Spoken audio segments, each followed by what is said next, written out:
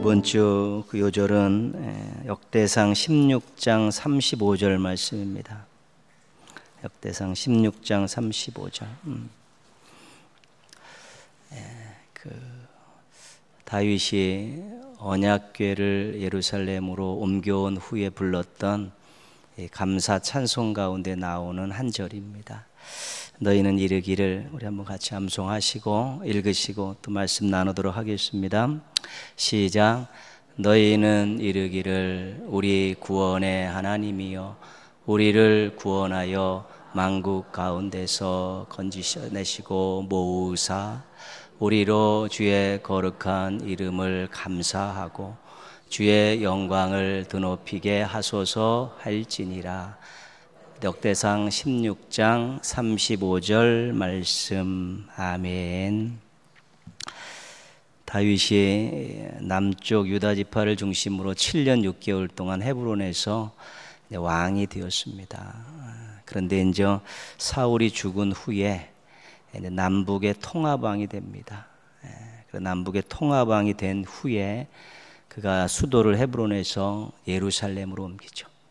예루살렘으로 옮겨서 주변에 있는 그 대적들을 하나씩 제압을 해 나가죠.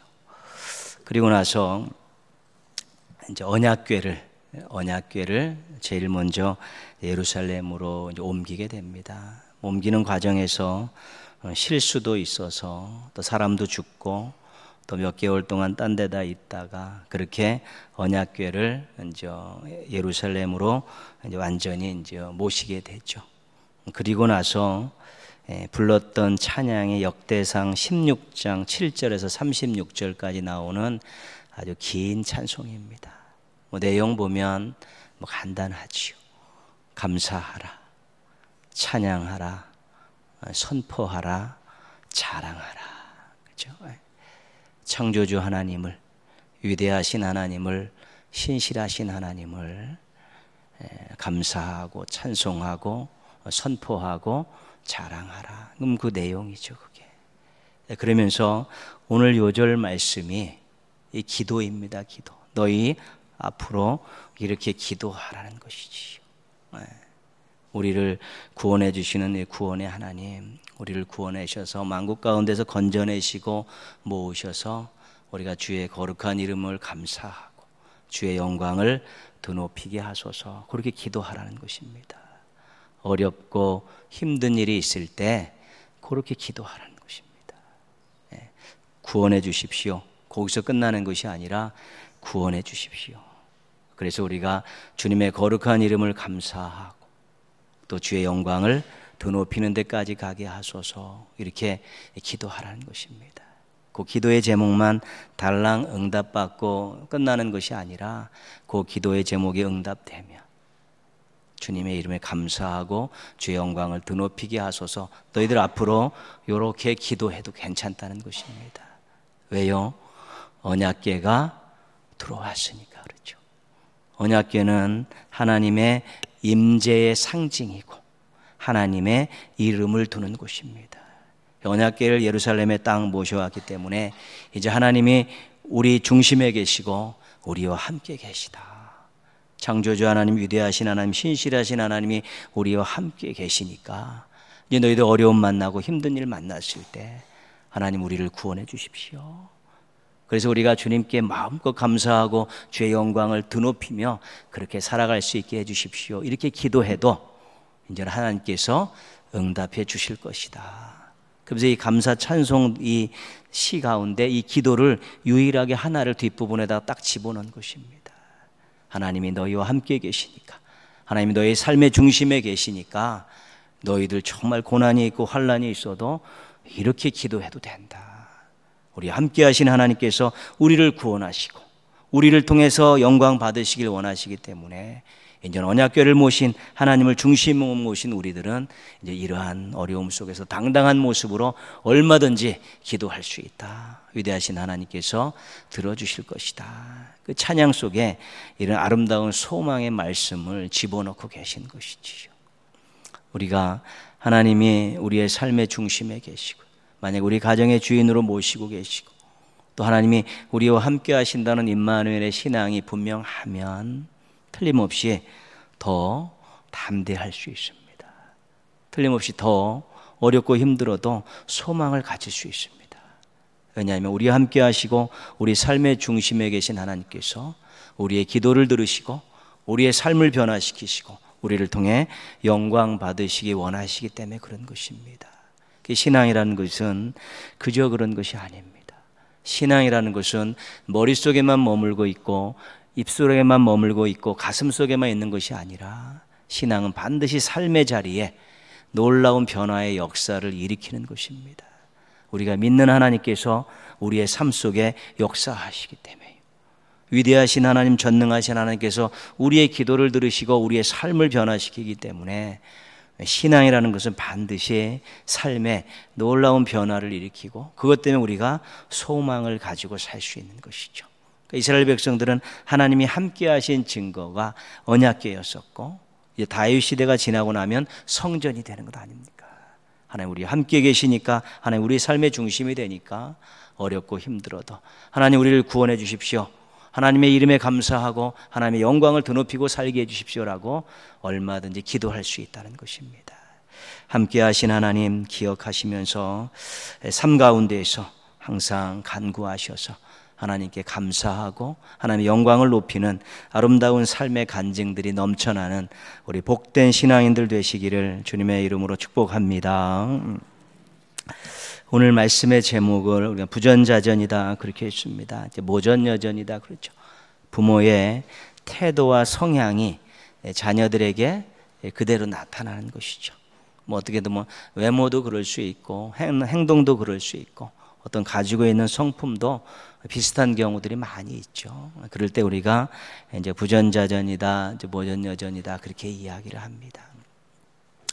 오늘 26장 보시면요. 26장 보시면 1절에서 11절까지 그 내용은 7절 말씀 한번 보시면 우리 알게 7절 말씀 보시면 그곳 사람들이 그의 아내에 대하여 물으매 그가 말하기를 그는 내 누이라 하였으니 리브가는 보기 아름다움으로 그곳 백성이 리브가로 말미암아 자기를 죽일까 하여 그는 내 아내라 하기를 두려워함이었더라. 그러니까 이삭이 아내 리브가를 그랄 땅에 가서 그 사람들에게 아내라 이야기하지 않고 누이라고 이야기했다는 것이죠. 왜 그랬다고 그랬습니까? 두려워서. 자기 아내가 이쁘니까 자기 아내를 빼앗고 자기를 죽일까 두려워해서 그렇게 둘러댔다는 것입니다. 근데 우리가 이 이야기를 어디서 많이 봤습니다. 어디서 봤습니까? 아브라함에게서 봤습니다. 아브라함은 이런 일을 2번이나 했습니다. 한 번은 애굽 땅에 가서 바로 아주 공경에 처하게 만들고 한 번은 이 블레셋 땅에 가서 그랄 땅에 가서 이 아비멜렉에게 그랬지요. 그러니까 우리가 그 애굽의 왕들은 그냥 통칭 바로 그렇게 되는 거예요. 이름이 아니라 바로 그 자체가 애굽의 왕이고 그랄 블레셋의 아비멜렉 그러면 그 위에 왕이라 이렇게 생각하시면 좋습니다. 아브라함이 애굽에 내려가서 아내를 누이라고 했죠. 그래가지고 바로를 아주 공경에 빠뜨렸죠. 하나님께서 보호하시고 재산을 증식하게 하셨습니다. 위기를 모면하게 됐죠. 그런데 또 그랄 땅에 가서도 한번 또 아내를 누이라고 했다가 또 아비멜렉을 낭패에 빠뜨렸었죠. 거기서는 하나님이 보호해 주셨고 땅을 마음껏 너희 원하는 데 살아라 그러는 후한 대접을 받게 됩니다. 아브라함이 큰 실수를 했지만 하나님께서 약속을 지키기 위해서 사라를 지키시기 위해서 그거를 위기를 모면하게 하시고 재산을 증식시키시고 또 땅을 주시면서 아브라함을 그 실수를 하나님께서 만회하게 해주신 것이지요. 근데 아브라함의 이런 태도가 자신의 안전을 위해서 다른 사람을 위기에 빠뜨리는 그런 모습이죠. 이삭에게도 그것이 그들에게 나타난 것입니다. 이삭도 그대로 나타난 것이죠. 자신의 안전을 위해서 아내를 위기에 빠뜨린 것이죠. 이것이 아브라함과 이삭이 똑같다는 것입니다. 어떻게 보면 이방 땅에서 생존하기 위한 방법이기도 했죠. 그리고 또 한편으로는 이 하나님의 약속을 잠깐 잊어버린 어리석은 행동이기도 했습니다. 근데 중요한 것은 비겁했다는 것이죠.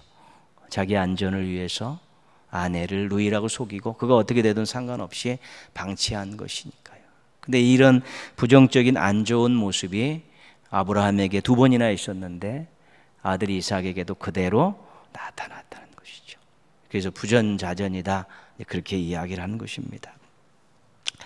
아브라함이 아들 이삭에게 이 이야기를 2번이나 실수한 이야기를 들려주었을까?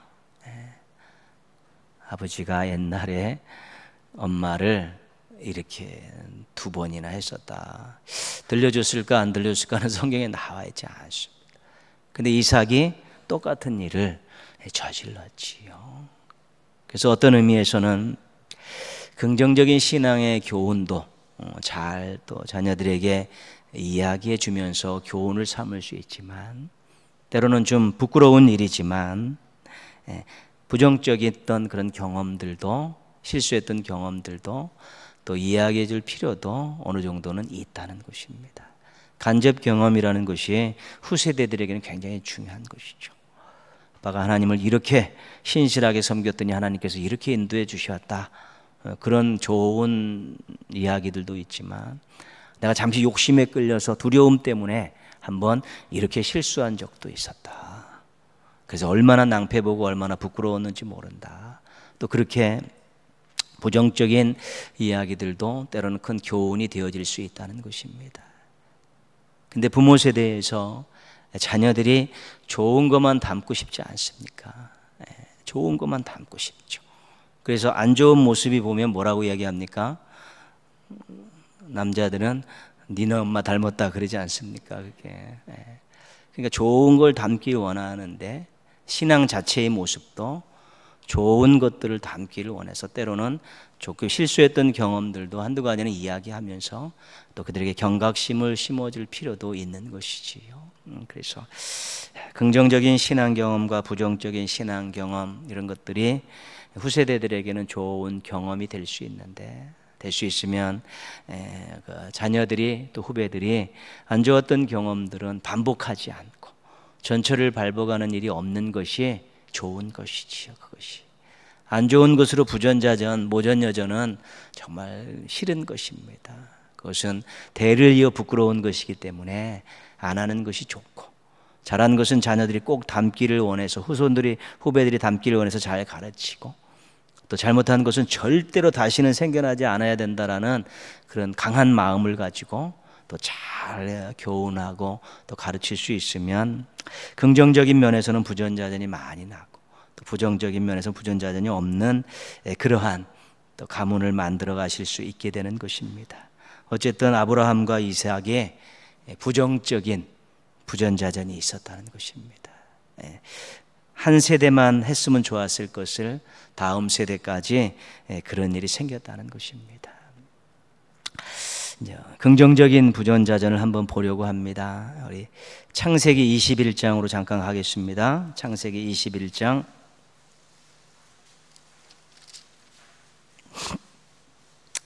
23절, 창세기 21장 23절, 아비멜렉이 아브라함을 찾아와서 했던 내용이죠. 23절 같이 한번 읽겠습니다. 그런즉 너는 나와 내 아들과 내 손자에게 거짓되이 행하지 아니하기를 이제 여기서 하나님을 가리켜 내게 맹세하라. 내가 내게 후대한 대로 너도 나와 내가 머무는 이 땅에 행할 것이니라. 27절 말씀 보시면, 그래서 아브라함이 양과 소를 가져다가 아비멜렉에게 주고 두 사람이 서로 언약을 세우니라. 아비멜렉이 아브라함을 찾아와서 무엇을 제안했냐면 자손 때까지 평화 조약을 체결하자고 이야기하는 것입니다. 우리 당대뿐만 아니라 우리 아들 손자까지 서로 싸우지 않고 그렇게 지내기로 우리 제발 맹세하자. 약속하자. 먼저 제안을 한 것입니다. 토착 세력이 또 강한 족속이 먼저 찾아와서 먼 땅에서 와서 이제 정착하고 있는 이 아브라함에게 이 토착 세력이 또 강한 그런 가나안의 그런 세력이 아브라함에게 먼저 와서 우리 자자손손이 평화롭게 살자. 평화 조약을 제안을 하고 있는 모습을 우리가 이제 아브라함 때에 이제 보게 된 것입니다. 26장으로 가셔서요. 우리 오늘 읽었던 말씀 가운데 26장 보시면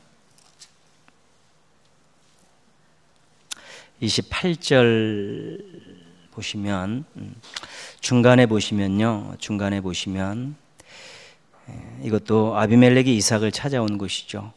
우리의 사이 곧 우리와 너 사이에 맹세하여 너와 계약을 맺으리라 말하였노라.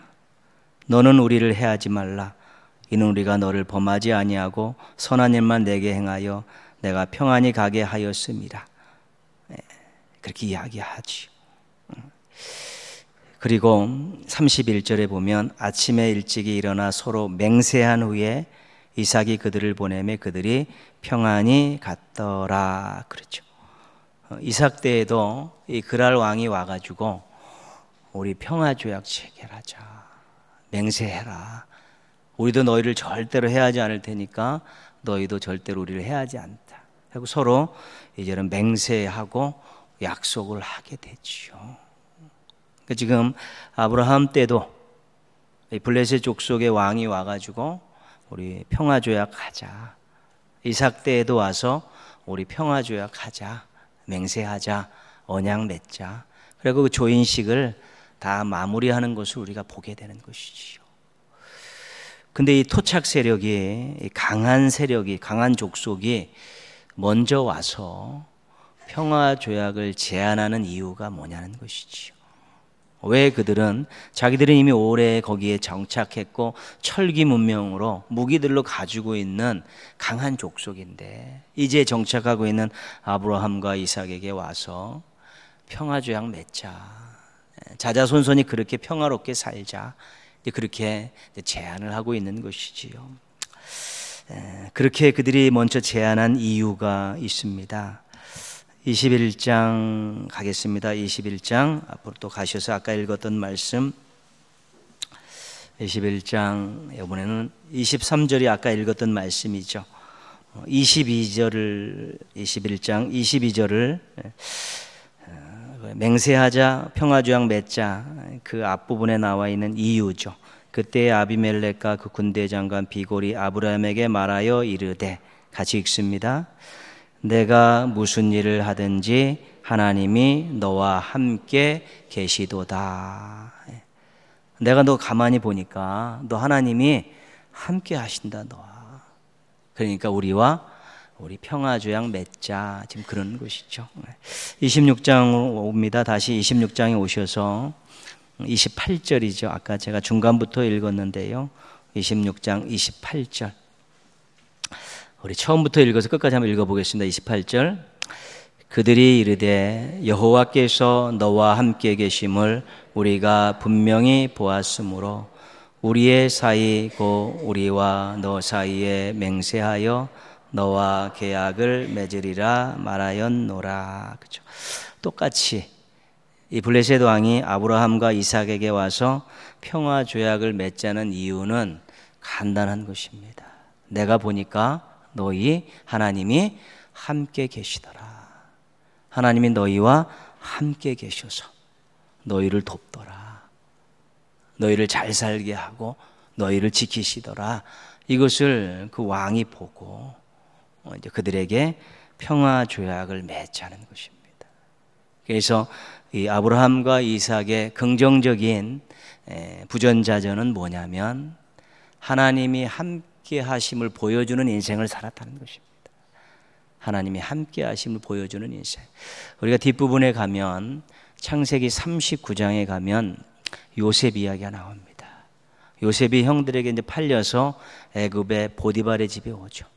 종으로 팔렸는데 그가 이제는 일을 맡으면서 잘하니까 가정 총무까지 가지 않습니까? 근데 그 과정에서 보디발이 본 것이 보디발 이야기가 그거죠. 내가 보니까 너는 하나님이 함께 하시는 자다. 내가 보니까 네가 하는 일이 잘 되는데 네가 섬긴 하나님이 너를 도와주시는 것을 내가 압니다. 그래서 내가 이 가정의 모든 것들을 너에게 일임한다, 위임한다, 맡긴다, 그렇게 하는 것을 우리가 보게 되죠. 보디발의 이야기입니다. 주인이 그 종을 보니까 하나님이 함께 하셔서 그가 가정의 제반 업무를 그에게 위임했다, 그렇게 나오지 않습니까? 그러니까 요셉도 실은 종살이를 하고 있지만 종으로 팔려가서 그 주인이 볼 때 하나님이 함께 하시는 사람으로 보여졌다는 것입니다. 아브라함도 이삭도 이방 땅에 와서 이제 정착하면서 그들 사이에 살아가는데 이방인들의 눈에 하나님이 함께 하시는 인생들이었다는 것입니다. 그러니까 하나님이 함께 하시니까 이 블레셋 왕들이 와서 우리하고 화평 조약을 맺자는 것입니다. 너희와 싸워서 우리가 이득될 것이 없고 너희와 친하게 지내면 우리가 많은 이득을 보겠다는 그런 분명한 계산이 있었기 때문에 그들이 와서 평화 조약을 제안하는 것이고, 한편으로는 두려운 마음으로, 한편으로는 이익을 얻고자 하는 마음으로 평화 조약을 제안하는 것이죠.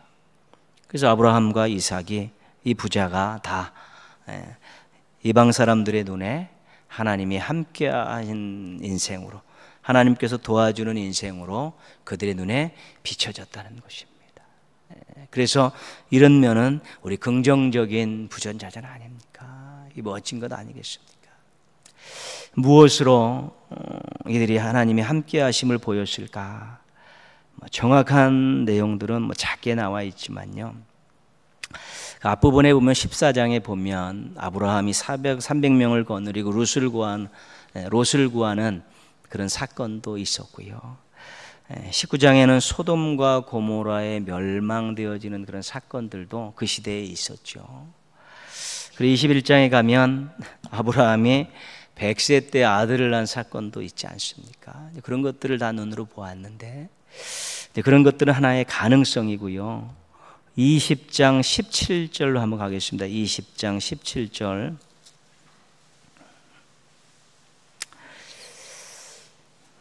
아브라함이 실수해서 아내를 누이라고 속였을 때 정말로 이제는 하나님께서 아비멜렉의 가정에 재앙을 내리시죠.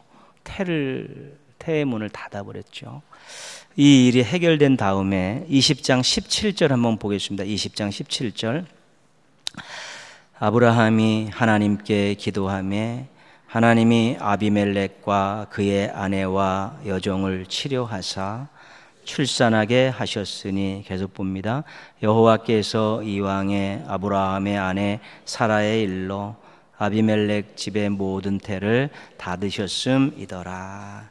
하나님께서 아비멜렉의 가정에 내렸던 그 재앙을 누구를 통해 풀게 하시냐면 아브라함을 통해 풀게 하시죠. 아브라함이 기도하니까 그것이 해결됐다는 것이지.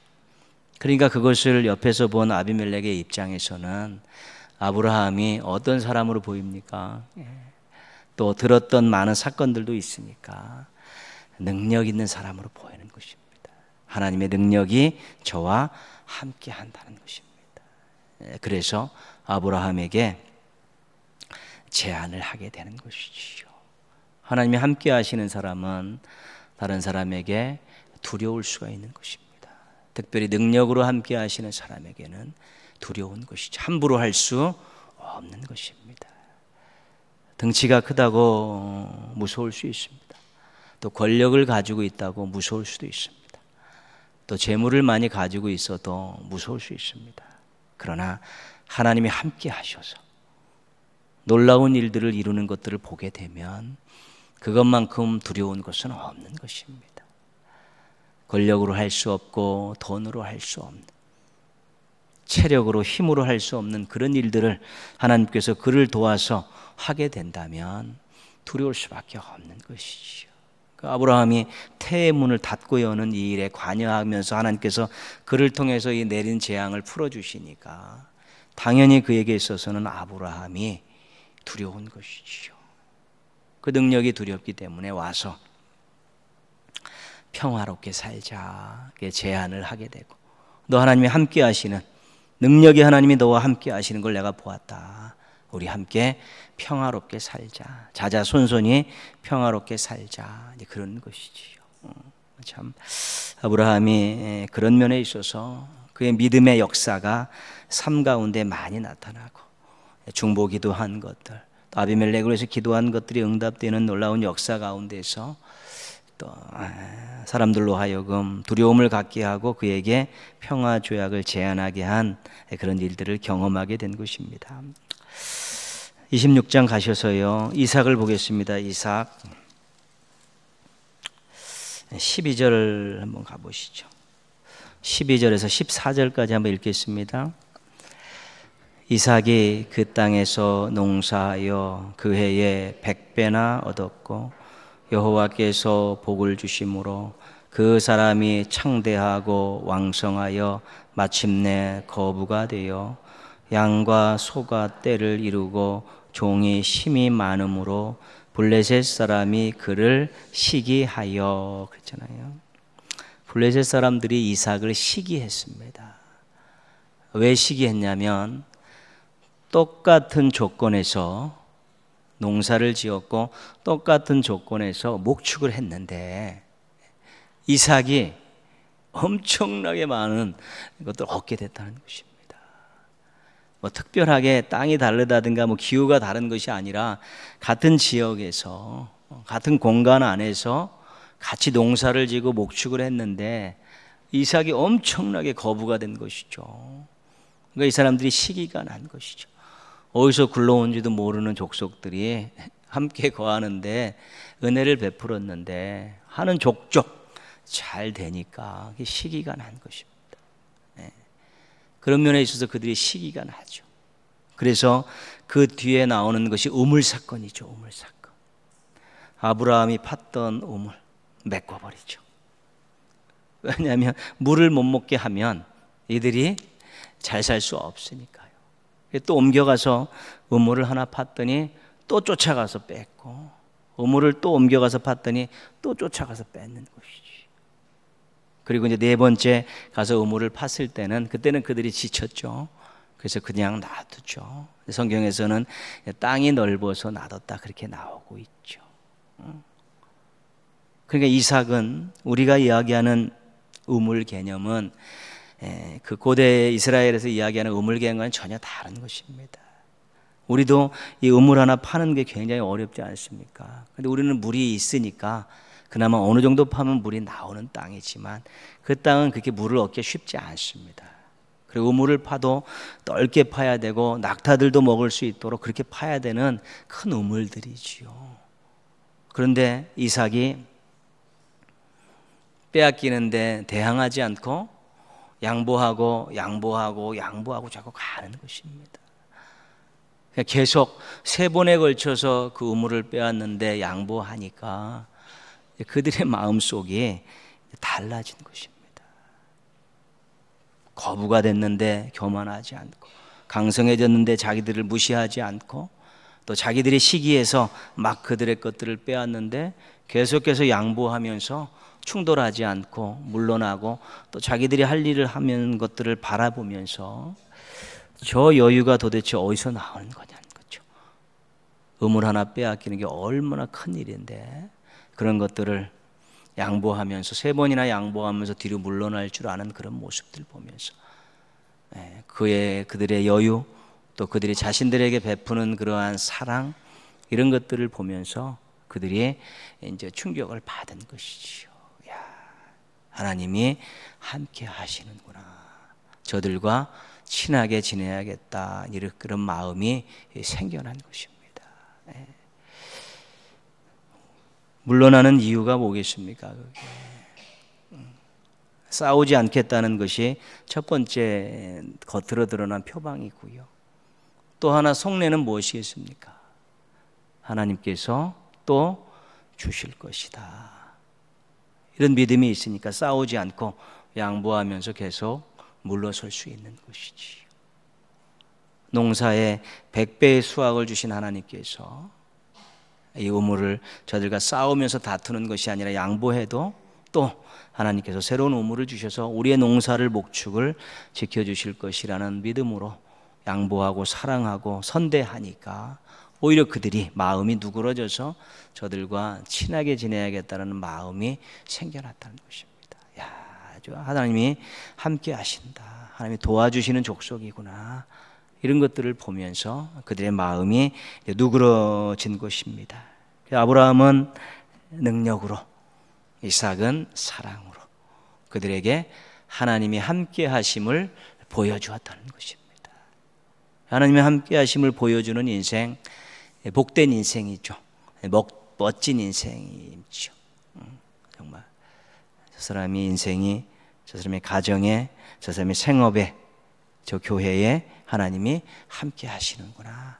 이런 것들을 볼 수 있으면 행복한 거 아니고, 그런 고백들을 들을 수 있으면 정말 행복한 건 아니겠습니까? 그런 것들에 의해서 하나님을 보여주는 인생이었다는 것에서 아브라함과 이삭은 긍정적인 또 부정자전의 모습을 가지고 있었다는 것입니다. 부정과 긍정이 같이 혼재되어 있죠. 어느 인생은 안 그렇겠습니까? 잘하는 거 있으면 잘못하는 거 있고, 실수한 거 있지만 또 어떨 땐 잘한 것도 있고, 그런데요, 잘못한 것도 비슷했고 또 잘하는 것도 비슷한 이들의 모습을 보면서요, 어떻게 하면 긍정적인 부전자전이 될까, 이거 노력해야 되는 부분이고요. 이 하나님의 능력과 하나님의 사랑은 아브라함과 이삭만 경험할 수 있는 것이 아니라 오늘을 사는 우리들도 전지전능 하나님이 주시는 능력으로 보장할 수 있고, 독생자를 주신 하나님의 사랑으로 우리들도 인생을 펼쳐갈 수 있다는 것입니다. 하나님이 능력이 있기 때문에 내가 좀 손해봐도, 하나님의 능력이 있기 때문에 내가 좀 양보해도 하나님께서 또 주실 것이고요. 나에게 많은 것을 주셨기에 내가 조금씩 양보하고 섬겨도 또 하나님께서 여전한 모습으로 나를 지키실 것이라는 그런 넉넉한 모습이 이방인들의 마음속에는 하나님이 함께 하시는 그런 인생으로 보였고, 두려운 마음과 친하게 지내고 싶은 마음 때문에 와서 평화 조약을 체결하자고 먼저 제안했다는 것입니다. 그래서 우리들 기도 제목들이 많이 있지만, 하나님, 제 인생이 하나님이 함께 하시는 인생으로 주변 사람들에게 보이게 해주십시오. 하나님, 우리 가정이 하나님이 함께 하시는 가정으로 그렇게 보여지게 해달라. 생업의 현장이 하나님이 함께 하시는 또 생업의 현장이 되도록 이렇게 기도하시고, 우리 교회도 하나님이 함께 하시는 그런 교회로 또 비춰지고, 지역 주민들에게 또 그렇게 때로는 두렵게, 또 때로는 가고 싶은, 함께 하고 싶은 마음이 들도록 그렇게 우리가 기도한다면 우리 참 귀한 인생 살고 아름다운 가정이 이루고, 또 우리 생업의 현장이 참으로 땀 흘려 수고할 만하고요, 또 교회를 통해서 우리가 아름다운 또 구원의 역사를 이루어갈 수 있게 될 것입니다. 하나님이 함께 하신다는 것은 약속입니다. 그리고 하나님의 능력은 기도할 때 주시는 것이고요, 하나님의 사랑은 이미 우리가 많이 받았기 때문에 조금만 마음만 비우면 우리도 실천하며 살 수 있는 것입니다. 함께 하신다는 약속 붙들고 기도함으로 하나님의 능력을 경험하고 또 받은 사랑 기억하며 사랑하며 사는 가운데 여러분과 여러분의 가정과 생업의 현장이 하나님이 함께 하시는 것으로 또 많은 사람들의 입에 오르내리며 또 하나님이 기뻐하시는 놀라운 일들을 경험하며 사시기를 주님의 이름으로 축원합니다.